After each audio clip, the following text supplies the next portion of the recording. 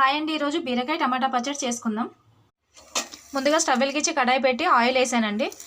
Oil heat అయిన తర్వాత శనగపప్పు, మినపప్పు, ఆవాలు వేసి వేపుకోవాలి. కట్ చేసిన పచ్చిమిరపకాయలు అవి కొంచెం వేగగానే పుదీనా వేస్తున్నానండి.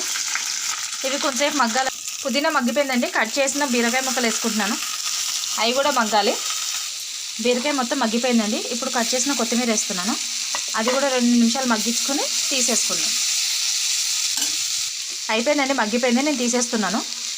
అవన్నీ తీసేసానండి. మళ్ళీ అదే కడాయిలో కొంచెం ఆయిల్ పోసుకొని టమాటాలు వేసుకుంటున్నాను. టమాటా మొత్తం మగ్గాలండి. టమాటాలు సరిపడా ఉప్పు ఇప్పుడు వేసేసుకుంటున్నానండి. నేను కొంచెం నానబెట్టుకున్న చింతపండు వేస్తున్నానండి. కొంచెం పసుపు వేస్తున్నాను.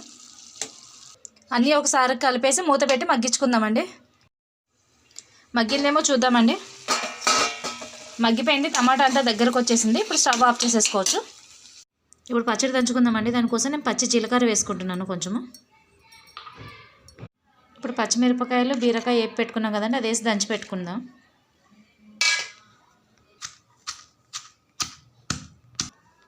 ఇవి సగం నలిగినాయండి. ఇప్పుడు పచ్చి వెల్లుల్లిపాయలు వేసుకుంటున్నాను, పొట్టు తీసినవి. ఇప్పుడు వేసి మెత్తగా నూరుకోవాలి. పచ్చిమిరపకాయలు, బీరకాయ నలిగిపోయిందండి. ఇప్పుడు టమాటా వేసేస్తున్నాను. ఇప్పుడు మొత్తం కలిపి మెత్తగా నూరుకోవాలి. అయిపోయిందండి, నలిగిపోయింది పచ్చడి. ఇప్పుడు తీసేస్తున్నాం. పచ్చడి అయిపోయిందని నూరుకుంటున్నాను. దానికి కొంచెం తాలింపు వేసుకుంటున్నాను. ఆవాలు, జీలకర్ర, కరివేపాకు, ఎండుమిర్చి వేసి పోపు వేసుకుంటున్నాను. తాలింపులో కొంచెం ఇంగువ వేసుకోవాలి. అయిపోయిందండి పచ్చడి. ఒకసారి కలిపి దింపేసుకుంటే అయిపోతుంది. ఒకసారి ట్రై చేసి చూడండి ఇలాగ.